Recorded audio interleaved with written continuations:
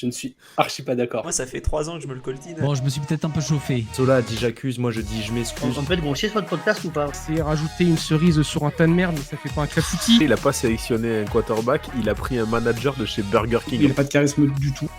Salut à tous et bienvenue dans un nouvel épisode du Front Office. On se retrouve aujourd'hui pour faire la preview de la semaine 13 de NFL et pour ça je suis accompagné par PA. Salut PA, comment ça va? Salut Alex, bonjour à toutes et à tous. Bah, écoute, ça va très très bien. On s'approche tranquillement de la dinde, parce que c'est ce soir. Et qui dit dinde dit Thanksgiving, et qui dit Thanksgiving dit dernière grosse ligne droite de la saison régulière, déjà. Je croyais que quand tu parlais de la dinde de ce soir, c'était parce que tu faisais un live avec Alexandre, mais peut-être que je me suis trompé. C'est pas ça du coup, non? Ça peut être ça aussi, selon l'appréciation des uns et des autres. Exactement. Donc, Comme on dit, hein, les goûts et les couleurs. Évidemment. Et il est fan des Raiders, donc les goûts, les couleurs, il n'y en a pas trop. C'est pas des couleurs, ce sont des nuances. Ce sont des 50 nuances. Donc du coup, voilà, on fait un live ce soir. Enfin, c'est PA et c'est Alexandre font la Battle of the Rooks, donc le top 5 offensif, top 5 défensif et des mentions honorables et un top 10 à la fin. Voilà, petite nouveauté où vous aurez un top 10 de tous les rookies depuis le début de la saison. Compliqué à faire, en général, de mixer. Déjà, mixer les offensifs et défensifs séparément, je trouve ça compliqué. Alors, mixer les deux. Ouais, même là encore, j'ai reçu un message ce matin d'Alex en disant c'est qui déjà nos mentions honorables offensifs? Donc il est prêt, vous inquiétez pas pour ce soir, il est prêt. C'est tout ce qu'on peut espérer. Voilà. Suivez-nous partout à le Front Office et venez discuter avec nous du Discord, ça nous fera plaisir. Venez pas du Discord, mais sur Discord. Vous pouvez discuter du Discord sur Discord aussi, mais c'est pas réellement ce qu'on avait en tête. Donc voilà. Et dimanche, l'enfer du dimanche est de retour. L'épisode a déjà été enregistré avec Lala, Guilty, Thibaut et Doug qui seront notre team de quadragénaires qui feront ce podcast. Donc voilà. Un petit épisode de 2 heures encore, hein, ils nous ont fait. Les quadragénaires, t'es pas très sympa pour Doug. Ouais, mais Doug, ils se font dans la masse, tu vois, des quadragénaires, je trouve. Mais oui, effectivement, c'est pas très sympa avec Doug qui je ne sais pas quel âge il a d'ailleurs, 36, 37, 33, 32. Ouais, j'en dis plutôt 32, 33. Ouais. Ah ouais, bah Doug, dis-nous en commentaire quel âge t'as. Voilà, on va pas te poser la question, c'est comme ça, si t'écoutes, on le saura. Allez, on va pouvoir passer PA rapidement parce qu'on a beaucoup de choses dont on veut parler cette semaine parce que le calendrier est un peu différent. Donc on va commencer brièvement avec le rewind du Monday Night Football, parce que les Panthers avaient l'occasion de faire un beau pas en avant dans la division. Ils ne l'ont pas fait puisqu'ils ont perdu 29 face aux 49ers qui, eux, passent en 8-4. Et pour le coup, dans la course aux playoffs, sont très très bons. Les Niners, on n'en parle pas trop, mais ça avance plutôt bien. Compliqué ce match avec beaucoup de turnover. De quoi tu as envie de parler, toi ? Ouais, beaucoup de turnover, mais beaucoup de turnover surtout en première mi-temps, parce qu'il y a 4 interceptions lancées, 3 par Purdy et 1 par Bryce Young, et une deuxième interception lancée par Bryce, du coup, en deuxième mi-temps. Donc, victoire 20-9 des Niners. Et moi, il y a 2 éléments dont je souhaite parler, c'est du côté 49ers. Je sais pas comment Christian McCaffrey va finir la saison, mais à minima, très fatigué et potentiellement blessé, vu la surutilisation, ils sont même risibles à un moment donné, que les Niners en font. Je crois que sur les 5 ou 6 premiers jeux, que ce soit course ou passe, c'est McCaffrey qui était présent sur les 5 ou 6. C'est lui qui a réceptionné le ballon, qui a couru avec le ballon. Il y a eu 70 plays offensifs, j'ai l'impression, parce qu'il y a eu 38 courses et 32 passes. Dessus, c'est 7 targets et 24 portées, donc ça fait 31 sur 70, c'est McCaffrey. C'est presque autant que Purdy, hein, quasiment. Et ça, sans prise en compte le fait que parfois il est aligné, mais qu'il est plutôt en protection, et du coup le ballon est envoyé à des receveurs. Et c'est dommage, parce que je trouve que Brian Robinson fait des bons jeux quand il est sur le terrain. C'est un profil un peu différent, beaucoup plus massif, et qui est moins dans le côté justement évitement des adversaires, même si McCaffrey aime bien baisser l'épaule. Mais tu sens que Robinson, il va avoir plus de puissance, et je trouve que de mettre les deux, d'intervertir les deux peut-être plus régulièrement, ça pourra amener qu'une force supplémentaire du côté des Niners. Et du côté des Panthers, moi, c'est une des 2 interceptions de Jesse Horn qui m'a vraiment fait halluciner, parce que j'ai revu les images, j'ai l'impression, c'est même quasi sûr, que c'est une cover 2, et même pas mal, donc vraiment cover 2 en zone, et qu'en fait, Horn, il lâche complètement sa zone pour aller intercepter le ballon. Et ce genre de jeu, en fait, si tu te fais ouvrir parce que tu as lâché ta zone, c'est touchdown derrière et tu te fais défoncer par ton coordinateur. Par contre, quand tu fais interception, c'est ultra magnifique. Et bah, pour lui, ça a été une interception. Donc, incroyable. Franchement, ce jeu-là, quand je l'ai vu, je fais waouh, fou, vraiment fou. Ultra magnifique. Ultra. Et ça, c'est beau. C'est ultra et magnifique. Et par contre, ce que j'ai moins aimé du côté des Panthers, c'est le match très très difficile de Tetairoa McMillan, alors qui fait un beau touchdown. Mais alors le reste, il a droppé. Bryce Young a eu du mal à le trouver. Il a été bien pris par les cornerbacks adverses.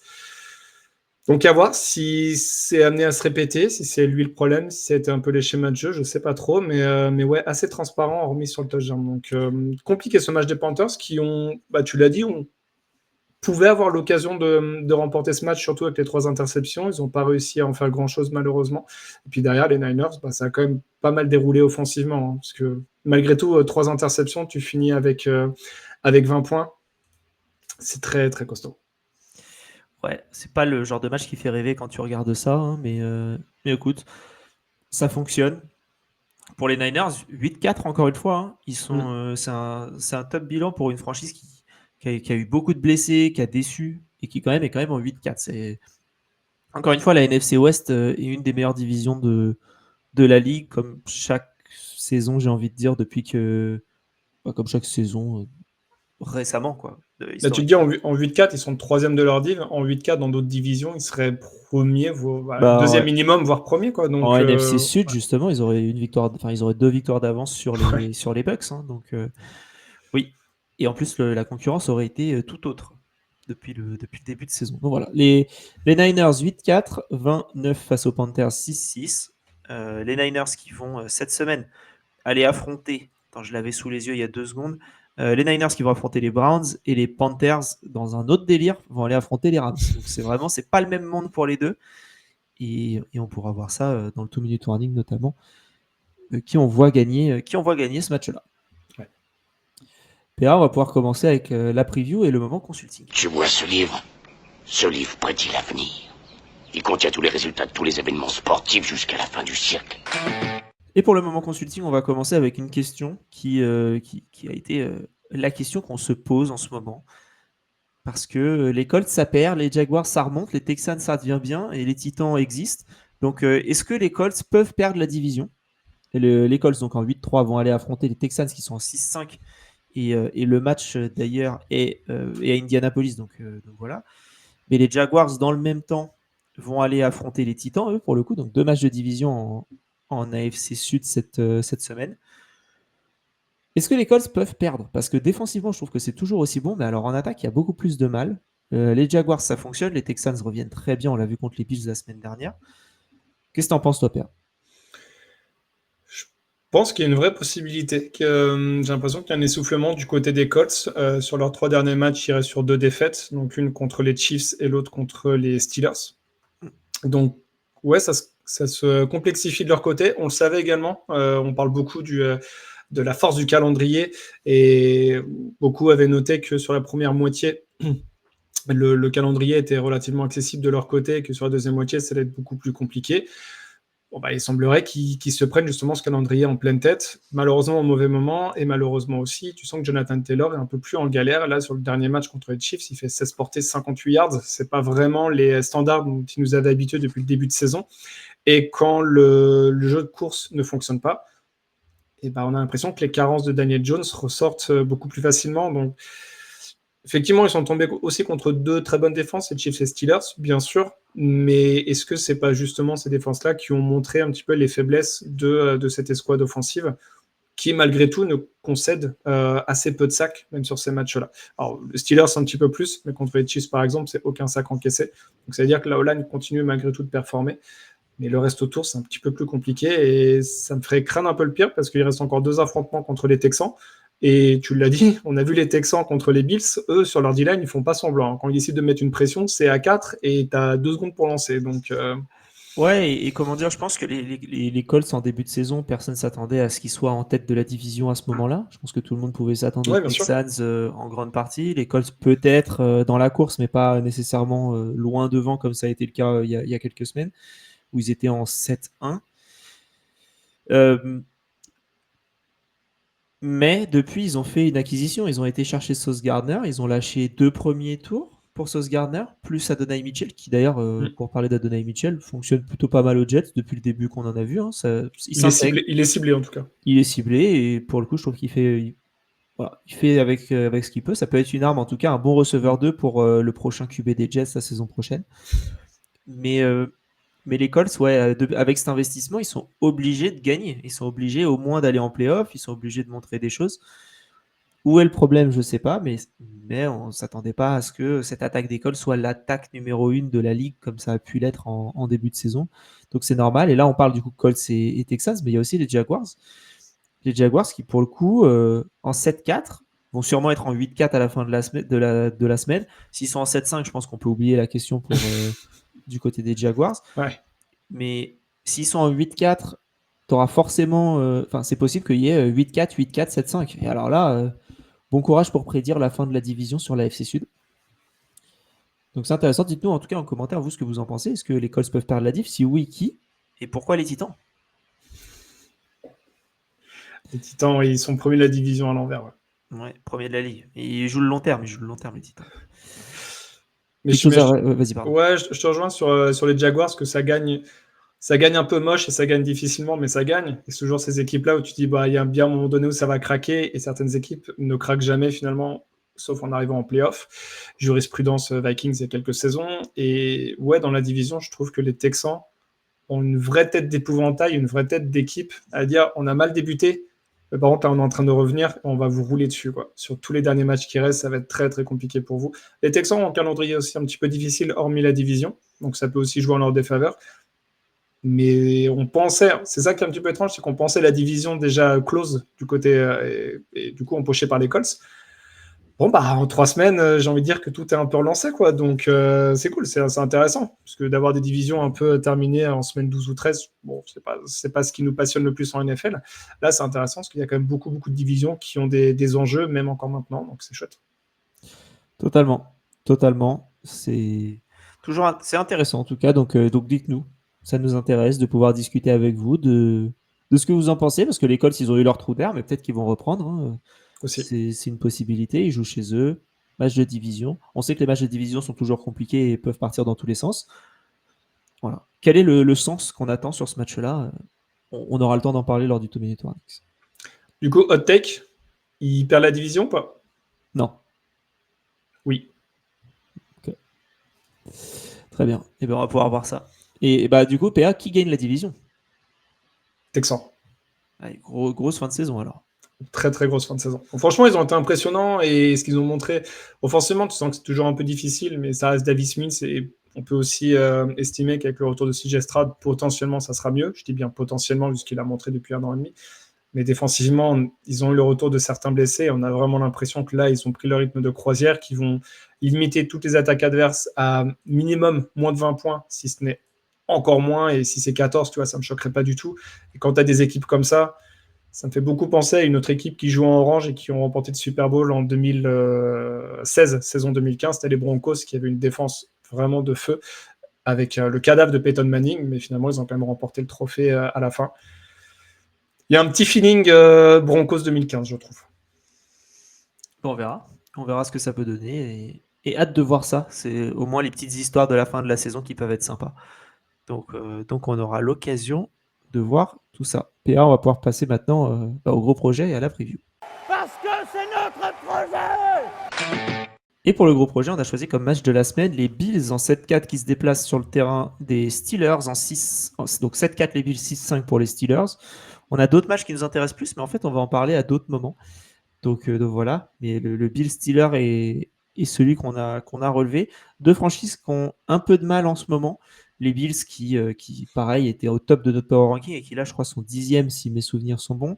Et les Steelers qui, pareil, chutent aussi. Après avoir été loin devant en division, là, ils sont finalement 2e de la division derrière les Ravens. Avant de parler du match, moi, je vais parler de la fin du calendrier des Steelers sur la fin de la saison. Donc, on a les Bills, mais on a ensuite les Ravens, les Dolphins, les Lions et les Browns. Va pas falloir prendre les matchs faciles entre guillemets du mauvais côté, parce que je pense qu'il y a un monde où tu perds tous les matchs qui restent. Évidemment, il y a les Dolphins et il y a les Browns où tu pars favori à voir sur le reste de la suite de la saison des Browns et comment est-ce que ça passe en attaque. Mais les Ravens qui sont bien, les Bills qui sont difficiles mais qui sont quand même supérieurs, les Lions qui sont supérieurs, je pense, sur le papier. Attention, 3 défaites, ça arrive vite. Et du coup, je pense que j'ai raté un match. Je pense qu'il y en a un Il y a de le plus. Ravens après les Browns. Ils finissent la saison contre les Ravens à domicile. Ok. Oui, effectivement, c'est ce match-là que j'ai raté. Donc voilà, tu joues 2 fois les Ravens en plus, ce qui est peut-être pire que ce que je pensais. Donc ouais, compliqué de la part des Steelers, qui montrent pas grand-chose, je trouve, sur les dernières semaines. Voilà, ils ont juste aidé les Patriots à battre les Bengals, en fait. C'est uniquement à ça qu'ils ont servi avec l'incident Ramsey-Chase. Mais toi, qu'est-ce que tu penses, PA, de ce match-là? Compliqué à identifier un favori sur ce match-là, je trouve. Les Bills, ils sont hyper irréguliers. Ils peuvent mettre 44 points contre les Buccaneers en lançant 3 interceptions et en mettre seulement 19 contre les Texans ou seulement 13 contre les Dolphins. Donc c'est assez étrange leur saison. Et je trouve en plus que cette slate de 3 matchs est assez représentative de leur saison, malheureusement. Ils ont rajouté Brandon Cooks dernièrement. Je crois qu'il l'a signé hier ou avant-hier sur le corps de receveur. Tu as l'impression, de la même manière que ce qu'ont fait les Eagles avant la trade deadline, c'est-à-dire d'essayer de trouver un cornerback et de rajouter des noms plutôt que du talent, et ben j'ai l'impression qu'ils font un petit peu ces choses-là du côté du corps de receveur en rajoutant Cooks, qui a l'air un peu cramé malheureusement, qui joue encore sur son nom. C'est une menace profonde et peut-être qu'ils en ont besoin aussi pour libérer les jeux de course et puis les tracés intermédiaires. Potentiellement, c'est peut-être ça la vision. Maintenant, j'ai pas dans l'idée que ce soit ça fondamentalement la difficulté principale offensive. J'ai l'impression que moi, la O-line est beaucoup plus en difficulté cette saison que l'année dernière, soit par mes formes, soit par des blessures, notamment des tackles. Et à côté de ça, les Steelers, on en parle peu, mais TJ Watt il est déjà rendu à 7 sacs. Tu as l'impression que la défense revient très très bien et depuis plusieurs semaines du côté des Steelers, ils arrivent à bien mettre la pression. Il va y avoir le retour d'Aaron Rodgers. Alors, on peut dire ce qu'on veut, mais en tout cas, il fait pas du mal à cette équipe cette saison, je trouve. Je suis le premier, moi, à avoir été assez négatif sur lui et en tout cas, cette saison, il me fait un petit peu mentir. C'est un gars aussi qui a beaucoup d'expérience et dans ces matchs un petit peu arrangés qui peuvent se jouer à quelques points, bah, c'est toujours bien d'avoir un Rodgers plutôt que d'avoir un Mason Rudolph, je pense. C'est toujours mieux d'avoir autre chose que Mason Rudolph. Il a une belle moustache. mais voilà, et c'est un match du côté de Pittsburgh.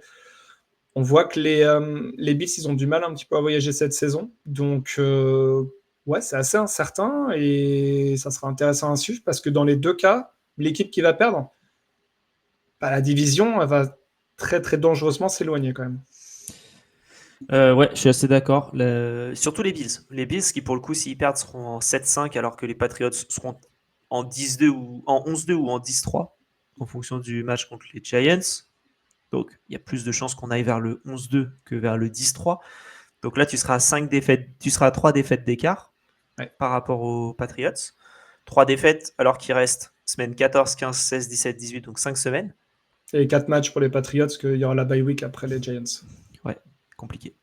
Dont un match de division, Bills-Patriots, effectivement, mais il y aura quand même beaucoup de retard, je suis assez d'accord. Voilà. Autre chose à rajouter sur ce match-là? T'as parlé de l'arrivée de Brandon Cooks, qui a signé au Biz là, quelques heures avant qu'on commence l'enregistrement de cet épisode. Je pense que c'est un bon, pour le coup, je pense que c'est un bon recrutement. Je pense qu'il y en a pas, je pense qu'il y en a un peu besoin d'un joueur en plus. Il a fait des bons derniers matchs aux Saints avant de partir. Brandon Cooks, c'est le genre de receveur un peu sous-coté. J'espère juste qu'il va pas faire une Robert Woods un peu quand il est parti des Rams et qu'il a fait plus rien du tout. Et je trouve qu'il est suffisamment safe pour faire quelques. Voilà, ce sera un bon joueur pour prendre 3-4 passes par match et voilà. Ouais, je pense qu'il sera, lui, assez unidimensionnel dans son utilisation. Il sera beaucoup en profondeur pour justement créer des espaces là où, logiquement, la signature de Josh Palmer aurait dû servir à ça. Tu vois que c'est un peu plus compliqué et moins reposer tout le jeu offensif sur les épaules de Josh Allen qui fait un peu plus d'erreurs cette saison que les saisons précédentes, dû au fait, et comme je l'ai évoqué, que la O-line lui laisse aussi beaucoup moins de temps pour lancer. Mais il n'y a pas que ça. Yep. Non, il n'y a pas que ça. Même si, comment il s'appelle Elijah Moore fait quand même une belle saison du côté des Jets, je trouve. En tout cas, dès qu'on met le red zone sur les Bills, j'ai l'impression que c'est Elijah Moore qui a récupéré une balle. C'est souvent ça. Mais voilà, autre chose à rajouter sur ce match-là ou on se garde le prono pour plus tard, mais est-ce que tu as quelque chose à rajouter en plus? Malheur aux perdants. Malheur à vous. Très bien. Ça me convient. Ça me Ça, convient. ça va toi sinon? Ça va très bien. Ça va très bien, ça va très bien. J'ai des chansons de Disney dans la tête en ce moment, c'est un enfer. Mais bref. Bon, on va pouvoir passer aux heures sup maintenant, PA, si ça te convient. Let's go. Dans quelques semaines, tu seras libéré, délivré. J'ai dit travailler plus pour gagner plus. Bah oui. Bien sûr. Pourquoi? Parce que vous croyez qu'en travaillant moins, vous allez gagner plus? Waouh. Franchement, bravo PA pour content que le générique soit arrivé pour couper ça parce que c'est bien. Il nous fait la pub pour le nouveau parc Disney. Quel promoteur exceptionnel. J'ai des primes pour ça, faut pas croire. Ah ouais, t'es le seul. Hein. T'es le seul. Pour les heures sup, on va parler d'un joueur, un match, peu importe, quelque chose qu'on a envie de suivre sur ce match-là. Et je vais commencer. Non, tu sais quoi, je vais te laisser commencer, ça me paraît plus logique. Et puis je prendrai la suite après. Ok. À la base, moi, je voulais parler effectivement de Houston Colts. En fait, on a préféré faire plutôt le moment consulting pour en parler encore plus en profondeur. Donc, je suis parti sur un match un petit peu hipster. Exact. Ça a été très bien coupé. le Raiders at Chargers, mais on a déjà beaucoup, en tout cas Alexandre a pas mal évoqué les Raiders lors du rewind de cette semaine. Mais c'est pour voir un petit peu comment ça va s'articuler offensivement, parce qu'il y a eu le changement du coordinateur offensif et de son bras droit aussi, les deux ont été limogés. Et voilà, c'est juste ça qui m'intéresse, de voir un petit peu comment ils vont s'en sortir. Est-ce que du coup il y aura des progrès? J'ai un doute, parce que l'un des principaux problèmes, c'est quand même la O-line et le coordinateur, en tout cas, le coordinateur l'entraîneur des O-line, pardon, est toujours présent, parce que c'est le fils de Pete Carroll, donc il ne sera pas viré. Et voir ce que les Chargers vont proposer en face. Ils étaient en bye week la semaine dernière. Est-ce qu'eux aussi, ils ont récupéré un petit peu des forces vives? J'ai vu que Marion Hampton allait sortir de l'IR, donc à voir s'il va être activé ou pas. Mais match plutôt intéressant, et surtout pour les Chargers, pour essayer de se remettre bien dans la division et surtout de ne pas perdre de terrain contre les Broncos et contre les Chiefs. Très bien résumé. Les Chiefs, je vais en parler un peu après, et les Broncos, eux, vont à Washington pour jouer les Commanders. Donc ils vont pas réellement à Washington, vu que le stade n'y est pas, mais c'est dans l'idée. Ils vont jouer contre les Commanders.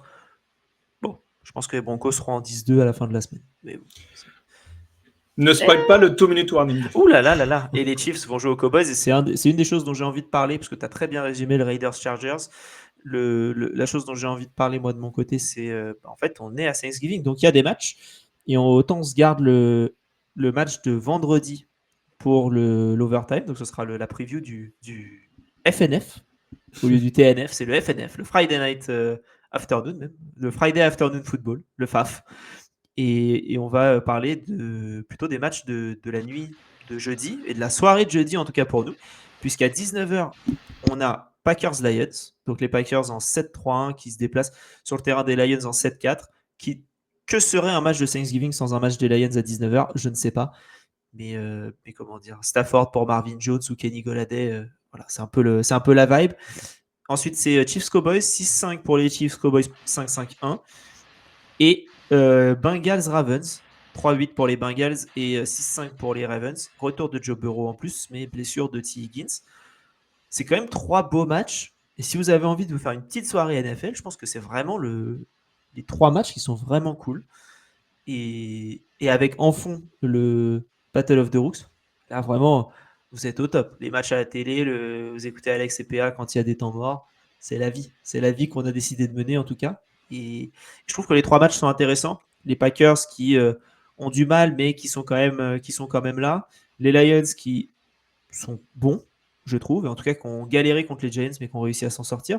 Ça va être un match intéressant. Les Chiefs qui sont les Chiefs, malheureusement, qui ne sont pas ce qu'on a vu en début de saison, et on verra contre des Cowboys qui, même en ayant perdu 21-0, ont réussi à remonter. Et Bengals-Ravens, les Ravens qui sont très chauds en ce moment, mais les Bengals qui vont presque être à force complète, puisque c'est ce qui leur manque, c'est toujours le QB, et là ils vont le retrouver. Moi, c'est 3 matchs qui me plaisent bien, en tout cas. Je suis content qu'on n'ait pas un Giants en général. Tu sais, tu as les Giants aussi qui sont par là, qui traînent. Bon, ils les ont mis en Monday Night Football au final contre les Patriots, mais tu aurais très bien pu avoir un. Ouais, je pense que c'est ça en fait. Tu aurais pu avoir un Patriots Giants. Et si tu le mets à 22h, tu as du mal, je pense, à ce moment-là. Donc voilà, sur ces 3 matchs, toi, t'en penses quoi? Est-ce qu'il y en a un de ces 3-là qui t'intéresse plus que les autres? Bah, le Green Bay Détroit, hein. C'est vrai que celui-là, il est pas mal pour la division. C'est une des divisions les plus relevées de la NFL. On parlait de la NFC West tout à l'heure avec les Niners qui sont en 8-4 et 3e de division. Détroit, ils sont en 8-3 et 3e de division. 8-4, 8-3. Donc, match ultra important pour les Lions s'ils veulent pas, eux, être décrochés. Je pense que s'il y a défaite, ça fera mal de le lire, ça fera mal de ne pas les voir, mais à mon avis, ils ne feront pas les playoffs. Ça sera en tout cas très, très, très compliqué. Donc, je trouve le match beaucoup plus important du côté de Détroit et aussi pour se faire pardonner leur première semaine et leur roost contre justement cette défense-là des Packers. Celui-là, il est pas mal. En plus, à 19h, c'est la red zone du dimanche, mais un jeudi soir, quoi. Exactement. Et le reste du calendrier pour les Lions, c'est Cowboys, Rams, Steelers, Vikings, Bears. Il est dur. On le savait de toute façon au début de saison.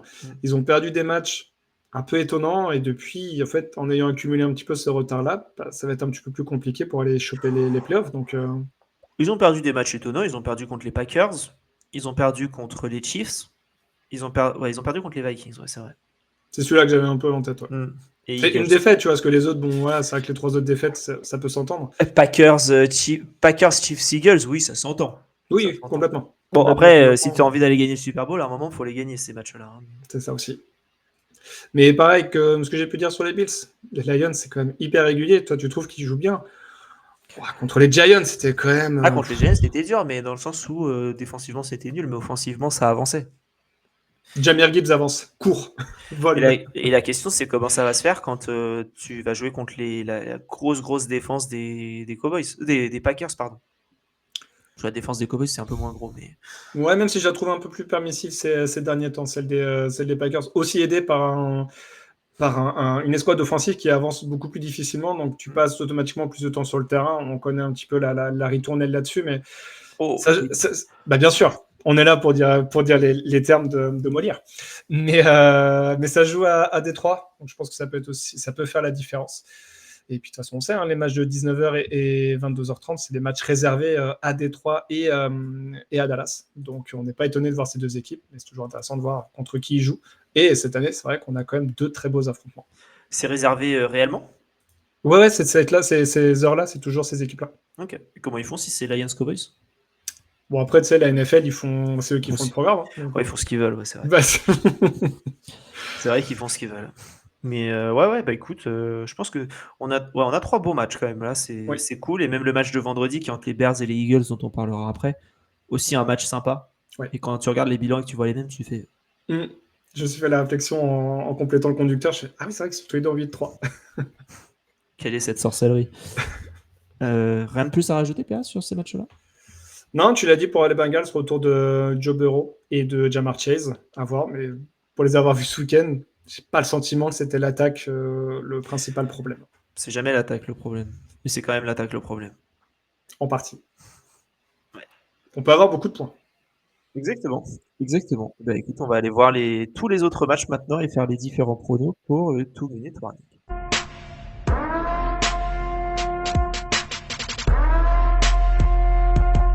Pour le 2 Minute Warning, on va aller regarder tous les matchs de la semaine. On va juste faire une petite pause sur le Bears Eagles dont on ne fera pas le prono, mais sur tous les autres matchs, on va en parler. Donc voilà. PA. Packers, Lions. Packers. Lions, Chiefs, Cowboys. Chiefs. Bengals, Ravens. Ravens aussi. Rams, Panthers. Rams. Niners, Browns. Niners aussi. Texans, Colts. Texans. Saints, Dolphins.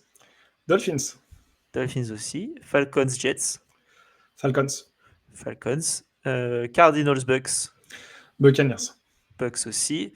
Jaguars, Titans. Jaguars. Vikings, Seahawks. Également. Bills, Steelers. Bills. Raiders, Chargers. Denver, donc Broncos, Commanders. Broncos. Et Giants, Patriots. Arrête tes conneries. Patriots, de mon côté. T'es vraiment sur Giants ou tu dis ça juste pour me faire chier ? Non, je suis vraiment sur Giants. Le match est où ? Foxborough. Ok, d'accord. Mais non, il y a des blessés et tout, et je le sens pas. C'est vrai. Avec Jameis Winston, on a peur. On a peur avec James. Tu mets Christian Gonzalez sur Wandale Robinson et c'est terminé. Hein. Et il s'est pris un touchdown par, je sais plus comment il s'appelle, Tansil ou quelque chose comme ça. Surcoté, Gonzalez, j'ai toujours dit. Non, mais il y a tout le côté gauche de Laolan qui est blessé pour jusqu'à la fin de la saison régulière, logiquement. Donc c'est aussi le temps de trouver un peu les repères. Donc ouais, je pense qu'il va y avoir beaucoup de pression et je le sens pas du tout ce match-là. Sachant que là, tu es en 10-2, tu fais 17, tu es très probablement en playoff aussi. Hein. Bah, j'ai un doute justement sur l'AFC. Même s'ils perdent tous leurs matchs, j'ai un doute parce que les Chiefs vont remonter et tout. Tu vois, Alors, je pense que cette saison, ça sera beaucoup plus difficile. Je pense que je vais te rassurer un petit peu. Mais il te reste dans tes 5 prochains matchs. Oui, je sais. Il te reste Giants, Jets et Dolphins. Et Bills et Ravens. Mais tu as quand même 3 matchs où si tu perds les 3, tu n'as rien à foutre en playoff. Alors, on est bien d'accord. Ouais. On est bien d'accord. Mais là, je te dis, c'est juste question de blessure. Très bien. Et bien, en tout cas, on te le souhaite. Allez, on va pouvoir passer à l'overtime et le preview du Friday Afternoon Football.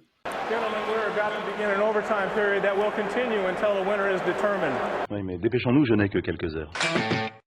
Et donc, on en a parlé. Le match oppose les Bears en 8-3 aux Eagles en 8-3 aussi à Philadelphie.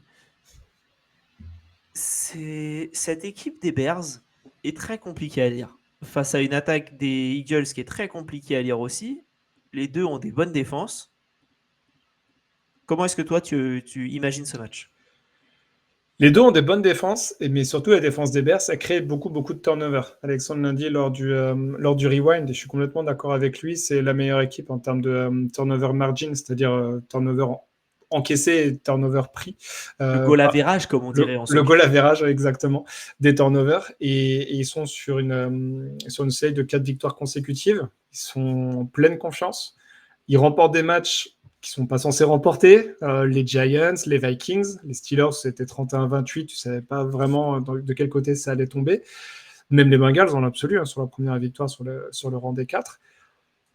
Et les Eagles, à côté de ça, ils n'arrivent pas. Ils prennent régulièrement de l'avance sur la première mi-temps. Ils sont souvent en difficulté pour mettre le couvercle. Et on l'a vu contre les Cowboys, ça leur a joué des tours, parce que quand bien même ils menaient 21-0, ils ont perdu 24-21.